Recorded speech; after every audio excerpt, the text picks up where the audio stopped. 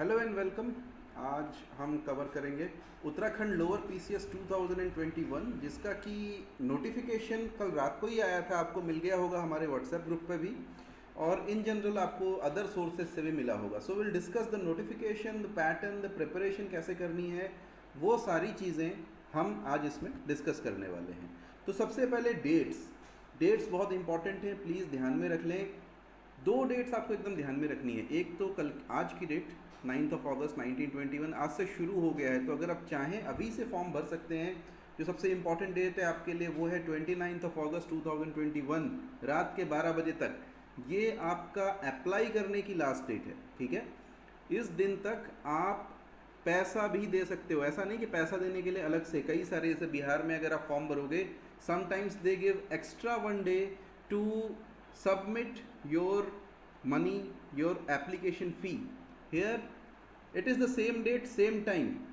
So please ensure कि आप 29 से पहले मैक्सिमम 25 तक फॉर्म भर लें अगर आप एक सीरियस एस्पिरेंट हैं, और 29 तक आप अपना जो एप्लीकेशन फ़ी है वो पे कर दें। एक चीज़ और आपको इंश्योर करना है कि 29 अगस्त 2021 तक ये जो स्निप है ये एक्चुअली में हमने सीधे नोटिफिकेशन से ही उठाया है, तो वहाँ तक अनिवार्य शैक्षिक अर्हताएं एवं अन्य अर्हताएं अवश्य धारित करते हों। यानी 29 अगस्त तक जो कुछ भी आपसे मांगा गया है क्वालिफिकेशंस वो आपकी होनी चाहिए। फॉर एग्जांपल, जो अगर आप लास्ट ईयर में है ग्रेजुएशन के, तो रिज़ल्ट डिक्लेरेशन की जो डेट है वो 29 अगस्त से पहले की होनी चाहिए, उसके बाद की नहीं होनी चाहिए, ठीक है। वैसे ही आगे भी कुछ जो आपको डॉक्यूमेंट्स दिखेंगे उन सब की डेट 29 अगस्त से पहले की होनी चाहिए। उनके बाद की डेट होने पे आपको बैठने नहीं देंगे एग्ज़ाम में। आपका जो कैंडिडेचर है उसको निरस्त कर दिया जाएगा, उसको कैंसिल कर दिया जाएगा। Secondly, post and reservation. कौन कौन सी पोस्ट आई है? देखो, बहुत अच्छी पोस्ट आई है। नायब तहसीलदार की बहुत सारी पोस्ट हैं, 35 पोस्ट टोटल हैं। जनरल कैटेगरी में 22 पोस्ट आई हैं। अच्छा, एक चीज़ ध्यान में रखना कि इस बार ना आरक्षण में कुछ एक दो चीज़ें बच गई हैं, जैसे बढ़ गई हैं। जो आपका वर्टिकल रिजर्वेशन होता है उसमें SC ST और OBC तो है ही है, साथ में EWS की 3 सीटें हैं नायब तहसीलदार के लिए। तो जो लोग EWS हैं वो विशेष ध्यान में रखें कि आपका फॉर्म जो EWS का सर्टिफिकेट है 29 अगस्त से पहले होना चाहिए। एक दो कैटेगरीज आपको दिखेंगे, जैसे अनाथ बच्चे, ठीक है। अनरिजर्व्ड कैटेगरी के अंदर में एक सीट है आपकी अनाथ बच्चे की। फिर वैसे ही उत्तराखंड महिला के लिए यहाँ पे सीट है, ठीक है। दिव्यांगजनों के लिए यहाँ पे सीट है, और पूर्व सैनिक के लिए भी एक सीट है। तो अच्छा मौका है, अगर आप इन सब कैटेगरीज में से किसी में आते हैं तो आप इजीली थोड़े से कम कट ऑफ के साथ में भी इस पोस्ट को पा सकते हैं। फर्स्ट इज़ नायब तहसीलदार। फिर उसके बाद में डिप्टी जेलर की पोस्ट आई है। काफ़ी सारी पोस्ट आ गई हैं। जनरल में 14 पोस्ट हैं, टोटल 27 है। सबसे ज़्यादा इस डिपार्टमेंट में food civil supplies and consumer affairs department की पोस्ट आई है। पहली है पूर्ति निरीक्षक, supply inspector and marketing inspector.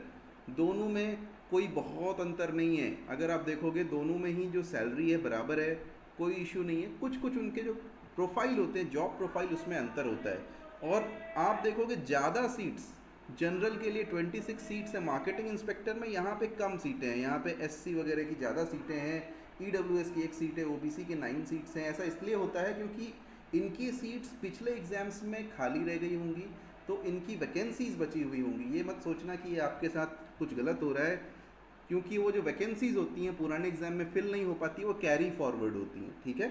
तो कई लोगों के दिमाग में, कई लोगों ने मुझसे पूछा इस बारे में कि ये सर 28 सीट्स हैं, इसमें जनरल के लिए 3 ही सीट्स हैं, ऐसा कैसे हो गया? So this is Y.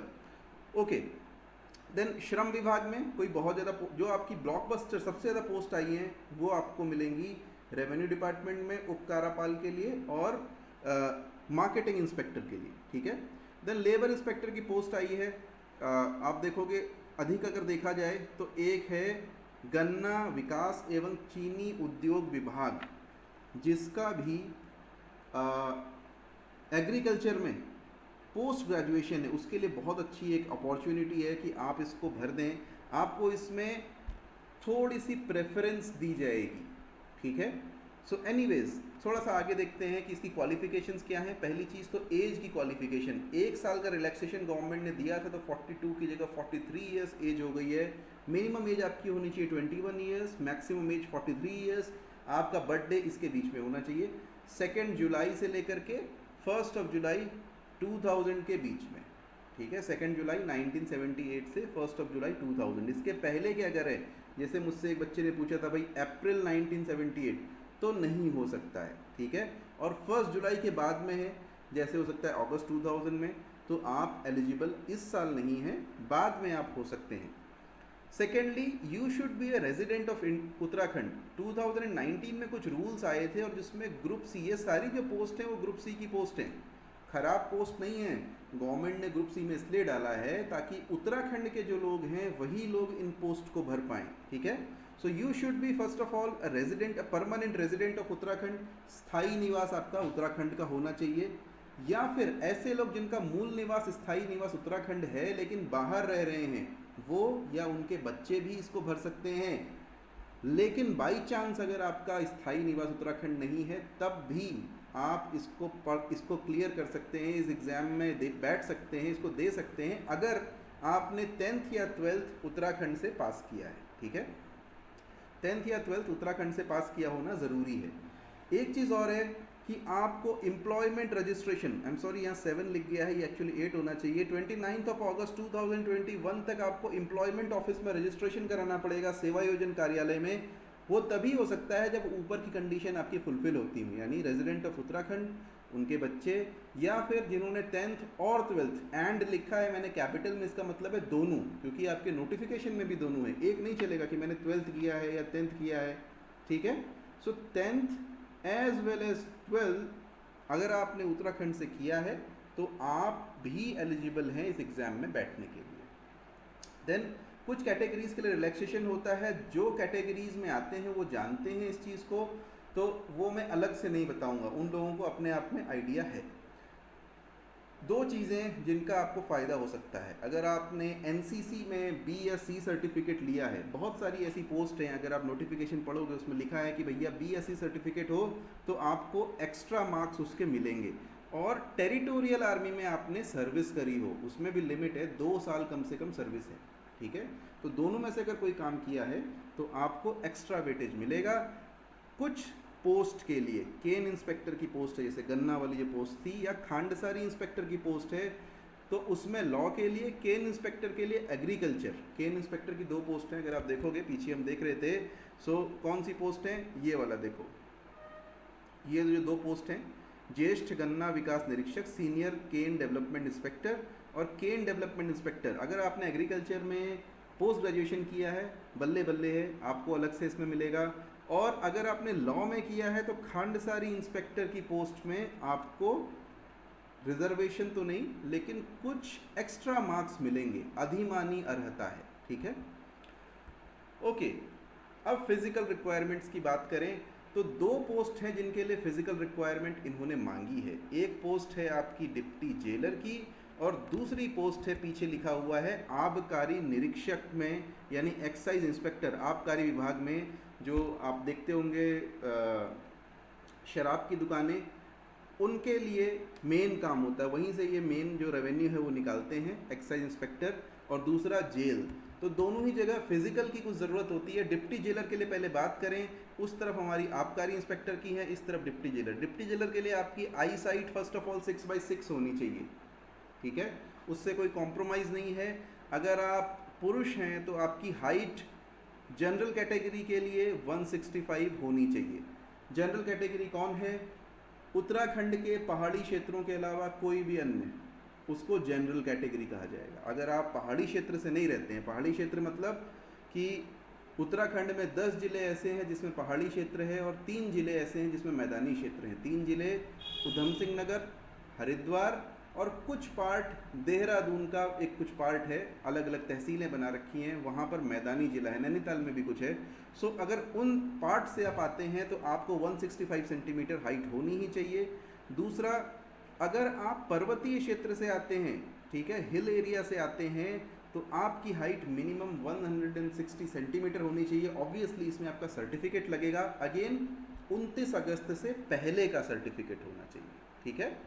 And then 157.5 है उनके लिए जो कि शेड्यूल्ड ट्राइब से आते हैं, उत्तराखंड की शेड्यूल्ड ट्राइब से जो भी आएगा उसको 157.5 सेंटीमीटर की हाइट मिनिमम होनी चाहिए। ओके, इसके साथ में एक और फिजिकल पैरामीटर है कि चेस्ट आपका कितना होना चाहिए। तो चेस्ट नॉर्मली 78.8 है, शेड्यूल्ड ट्राइब के लिए 76.3 है, मिनिमम 5 सेंटीमीटर उसका फैलाव होना चाहिए। यानी अगर आप जब भी सांस लेके उसको फुलाएंगे तो मिनिमम 5 सेंटीमीटर फूलनी चाहिए। 78 अगर है तो 83 सेंटीमीटर तक जानी चाहिए, 78.8 है तो 76.3 है तो 81.3 तक जानी चाहिए, ठीक है। विमेन के लिए बहुत इजी है, हाइट 152 सेंटीमीटर जनरल। अगर आप पहाड़ी क्षेत्रों से आती हैं तो 147 सेंटीमीटर की आपको हाइट होनी चाहिए। अगर आप अनुसूचित जाति जनजाति से आती हैं तो भी आपकी 147 सेंटीमीटर होनी चाहिए। Weight minimum 45 KG. लगभग वही चीज़ आबकारी निरीक्षक में भी आपको मिलेगी, कोई हाइट में बस थोड़ा सा अंतर मिलेगा, ठीक है। जैसे यहाँ पे अगर आप हाइट देखोगे तो महिलाओं की सेम है, महिलाओं में कोई अंतर नहीं है। पुरुष में इसने कुछ अंतर कर दिया है, 167.6 कर दिया है आपका सामान्य के लिए, अनुसूचित जाति वगैरह के लिए 160 कर दिया है, पर्वतीय क्षेत्र के लिए 162 कर दिया है, ठीक है। इतना ही अंतर है, बाकी कोई अंतर नहीं है, तो ये ध्यान में रखें। महिलाएं अगर उनका वजन कम है 45 केजी से, प्लीज़ थोड़ा सा वेट बढ़ा लीजिए, मिठाई वगैरह खाइए या जो भी है, तब तक जब तक कि आपका अभी उसका सर्टिफिकेट देने की ज़रूरत नहीं है।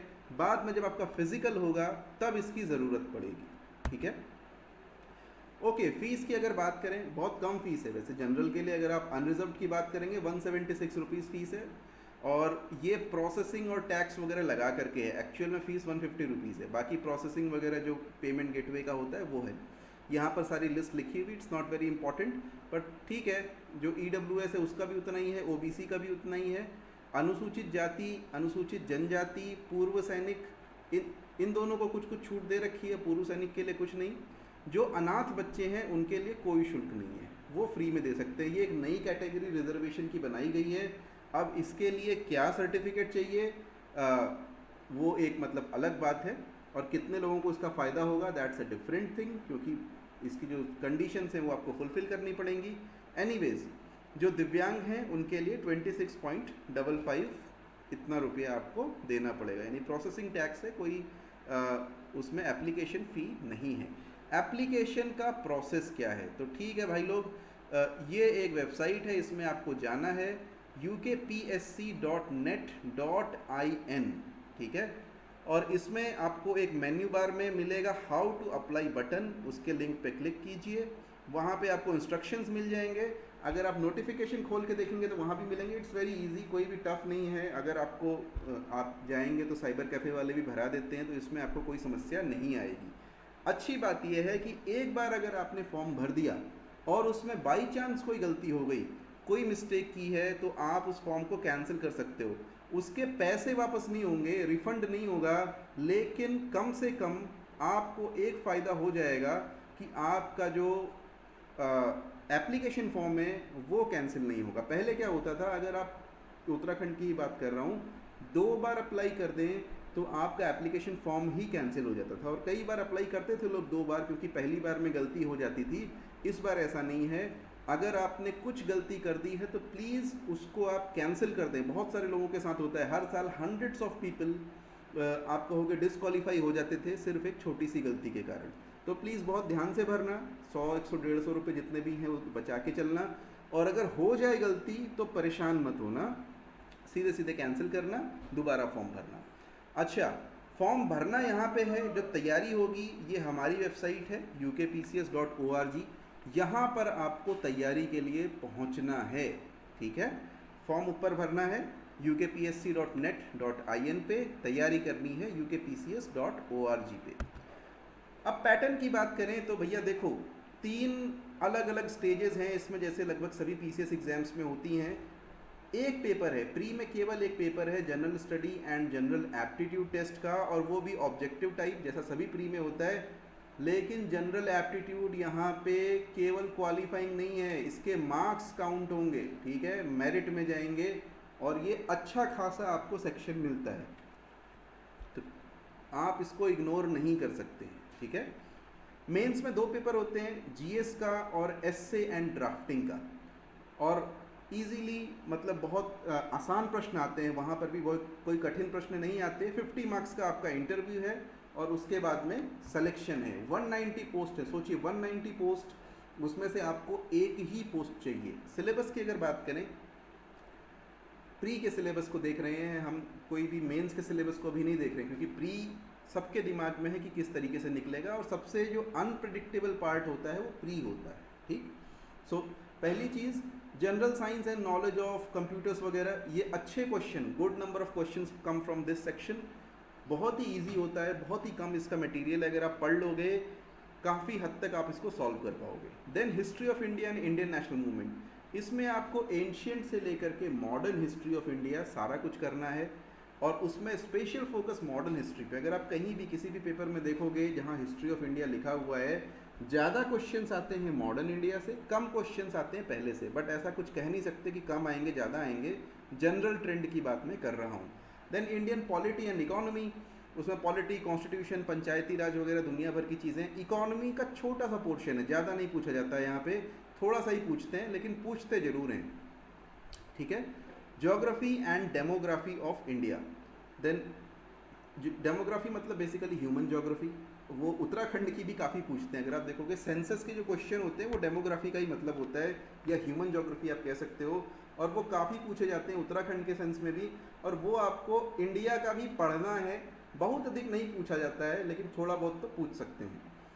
Current events, specially Uttarakhand state से रिलेटेड जो करंट अफेयर्स हैं उसके बारे में आपसे पूछा जाएगा। आई एम सॉरी, नेशनल और इंटरनेशनल करंट अफेयर्स, और उसमें बहुत ही लिमिटेड टाइप के टॉपिक्स होते हैं। उसका हम एक बढ़िया सा मटेरियल तैयार कर रहे हैं आप लोगों के लिए, जो कि जो हमारा कोर्स होगा उसके बाद में आपको ज़्यादा नहीं, छोटा सा होगा, वो आपको रट लेना है, और वहाँ से आपको बहुत सारे क्वेश्चंस, हो सकता है सारे ही क्वेश्चंस आपको अपने पेपर में दिख जाएं, ठीक है। देन हिस्ट्री ऑफ उत्तराखंड, अब ये एक ईजी टॉपिक है, एक्चुअली में बच्चे इसकी बहुत तैयारी कर रहे होते हैं बचपन से ही, तो कोई दिक्कत नहीं है।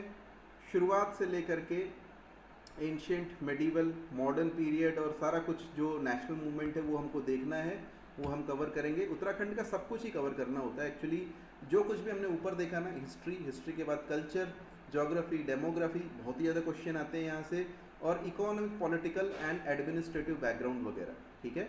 Then administrative system, economic background, ये सारी चीज़ें कवर होती हैं। एंड लास्टली आप देखोगे इकोनॉमिक एंड नेचुरल रिसोर्सेज, ठीक है, ये भी उत्तराखंड की बात हो रही है, न कि किसी दूसरे। तो ये सारा जो है इसका मटेरियल भी हम लोगों का तैयार है, वो आपको मिलेगा कोर्स के टाइम पे। अब आ गया second part. Now this is not second paper, ध्यान में रखना, एक ही पेपर के 2 पार्ट हैं, एक 100 नंबर का, दूसरा 50 नंबर का, और ये बहुत ही ईजी है आप लोगों के लिए करने का। अगर आप थोड़ी सी मैथ्स जानते हो, देखो इतना सा सिलेबस है और उसके 50 नंबर हैं। अगर आप मैथ्स नहीं भी जानते हो तो भी मेरी आपको ये परामर्श रहेगा, ये सलाह रहेगी कि कम से कम इस 50 में से 25-30 क्वेश्चन आपको करके आने हैं, ठीक है। और बहुत आसान, हम लोग भी इसको कवर करेंगे। जनरल इंटेलिजेंस, इसमें वर्बल, नॉन वर्बल दोनों ही टाइप की रीजनिंग आती है, analogies, similarities, problem solving, analysis वगैरह, and it would be easy to do. अगर आपकी मैथ्स बैकग्राउंड है थोड़ा सा ईजी रहेगा, नहीं है थोड़ा सा टफ रहेगा, लेकिन बहुत टफ नहीं होगा। अगर आप कवर करना चाहें तो कर सकते हैं इस चीज़ को। अब हम क्या ऑफ़र कर रहे हैं आपको, पहली चीज़ तो हमारी वेबसाइट ukpcs.org, अगर आप यहाँ पे जाओगे 2000 से ज़्यादा क्वेश्चन तो हमने यहाँ पे दे रखे हैं, जो उत्तराखंड के विभिन्न एग्जाम्स में पहले आ रखे हैं या फ्यूचर में आ सकते हैं। क्विजेस बना रखी हैं, हंड्रेड्स ऑफ क्विजेस, आप उनको अटेम्प्ट कीजिए, डेफिनेटली आपको हेल्प करेंगे। और बहुत सारे क्वेश्चन तो मैं ये कहूँगा वहीं से आपको रिपीट हो जाएंगे, अपने जो आपका एग्ज़ाम है वहाँ पे आपको मिल जाएंगे, ठीक है। First thing, this is ukpcs.org, यहीं पर आपको इसका सिलेबस भी मिलेगा, यहाँ पर ही आपको इसके पुराने क्वेश्चन पेपर आप देखोगे अगर इस वेबसाइट पे जा कर के, तो आपको ओल्ड क्वेश्चन पेपर 2016 का, प्री का, मेंस का सबका मिल जाएगा। अभी तो आपको प्री का ही देखना है, तो वो आप देख लीजिएगा, आपको काफ़ी हेल्प करेगा पुराना क्वेश्चन पेपर, हालांकि हम उसकी एनालिसिस भी करेंगे। दूसरा है LMS। अब इसके बारे में हम काफ़ी दिनों से अपने व्हाट्सएप ग्रुप में भी चर्चा कर रहे हैं और लगातार बच्चों को बता रहे हैं कि हमारा जो LMS है, लर्निंग मैनेजमेंट सिस्टम है, class.oracleias.org, ठीक है। इसको आपको अगर आप मैं तो रेकमेंड करूँगा, इसलिए नहीं कि मेरा है, इसलिए कि हम जो इसमें मटेरियल डाल रहे हैं वो आपके बहुत काम का आ सकता है। एंड इसमें दो तरह के कोर्सेज हैं, कुछ फ्री कोर्सेज हैं, अगर आप फ्री कोर्स भी करते हैं तो भी आपको बहुत सारा फ़ायदा होगा, बट अगेन पेड कोर्सेज भी हम इस पर करवाएंगे। जो हम लोग इसका क्रैश कोर्स टाइप का करवाएंगे प्री के लिए, वो दोनों ही ऑनलाइन भी होगा और ऑफलाइन भी होगा, और ऑनलाइन जो होगा उसमें काफ़ी सारा मटेरियल आपको class.oracleias.org पे देखने के लिए मिलेगा, ठीक है। क्रैश कोर्स हम लोग करवाने वाले हैं और वहाँ पे 2.5 मंथ्स का वो कोर्स होगा। यू विल गेट मोस्ट, देखिए 2.5 मंथ्स में सब कुछ तो कवर नहीं कर सकते, बट अ मेजर पोर्शन आपका जो सिलेबस का होगा वो हम कवर कर देंगे। मोस्ट इंपॉर्टेंट जो पार्ट्स हैं वो कवर कर देंगे और पुराने क्वेश्चंस हम जरूर कवर करेंगे, ठीक है। देन टेस्ट सीरीज़ वो भी आप कर सकते हैं। करीब 15 टेस्ट की हमारी एक टेस्ट सीरीज़ निकलने वाली है, जल्दी ही हम लोग उसको अनाउंस कर देंगे। उत्तराखंड के लिए बुक, बहुत सारे इंग्लिश मीडियम के ऐसे स्टूडेंट्स हैं जिनको उत्तराखंड के लिए बुक इजीली अवेलेबल नहीं होती है, हिंदी में तो बहुत सारी अवेलेबल हैं, तो उनके लिए सिर्फ इंग्लिश मीडियम में एक बुक बनाई गई है। वो अगर आपको चाहिए तो आप कांटेक्ट कर सकते हैं। कांटेक्ट आपको कहाँ पे करना है, अगेन ये नंबर आप नोट कर लीजिए, 9997453844, ठीक है। इसको अगर आप नोट करते हैं, यहाँ पर हेमंत सर से आप उनको मैसेज कर सकते हैं, व्हाट्सएप मैसेज जो प्रेफर करते हैं तो व्हाट्सएप पे उनको मैसेज कीजिए, वो आपको व्हाट्सएप ग्रुप में भी ऐड कर देंगे और वहाँ पर भी आपको ये चीज़ें मिलती रहेंगी, इन चीज़ों के बारे में जानकारी मिलती रहेगी। होपफुली जो आपका मोटिवेशन है वो एग्ज़ाम के टाइम तक हाई भी रहेगा और कॉन्फिडेंस भी हाई रहेगा, क्योंकि आपकी तैयारी अच्छी हो चुकी होगी। आज शाम को 5 बजे हम लोग एक क्वेश्चन एंड आंसर सेशन करने वाले हैं, जहाँ पे जो भी आपकी क्वेरीज़ है, नोटिफिकेशन पढ़ करके अलग अलग लोगों की बहुत सारी क्वेरीज़ मेरे को मिली हैं, तो काफ़ी सारी क्वेरीज़ मैं वहीं पे सॉल्व करूँगा। और अगर आपको कुछ नया भी इशू है, आप मैसेज भी भेज सकते हैं, जो पीछे नंबर बताया था आपको उस पर, और वो जो इश्यूज़ हैं वो हम ट्राई करेंगे कि लाइव वहाँ पे हम सॉल्व करें क्वेश्चन एंड आंसर सेशन में। एंड देन कुछ दिनों में 2016 में अगर आप देखोगे, हमारे यहाँ से 15 से ज़्यादा बच्चे निकले थे लोअर PCS के लिए, तो उनसे हम वीडियो बनवाने वाले हैं। उनकी पोस्ट किस तरह की है, प्रोफाइल किस तरह का है, उनका वर्क का नेचर किस तरीके का है, ताकि आपको थोड़ी सी जानकारी मिले इस जॉब्स के भी बारे में, ठीक है। तो जल्दी ही वो आपके पास में आएंगे, आपको थोड़ी हेल्प भी करेंगे सेलेक्ट करने के लिए और मोटिवेट भी करेंगे, क्योंकि वो आपके जैसे ही स्टूडेंट्स थे और एक दिन रिजल्ट निकला and they became toppers of the exam, they became selected, they got government jobs.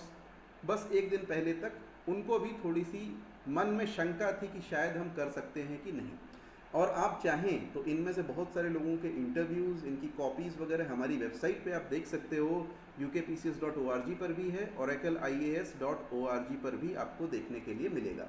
So thank you for watching. कोई भी आपको क्वेश्चंस हो प्लीज़ शाम को पूछिए। अगर आपका वो सेशन छूट भी जाता है तो यू कैन डायरेक्टली आप व्हाट्सएप पे पूछ सकते हैं। यहाँ यूट्यूब के कमेंट्स में हम ट्राई करेंगे मॉनिटर करने के लिए, यहाँ प्रॉमिस नहीं कर सकते, बट व्हाट्सएप ग्रुप में will try and answer. So see you again, bye bye.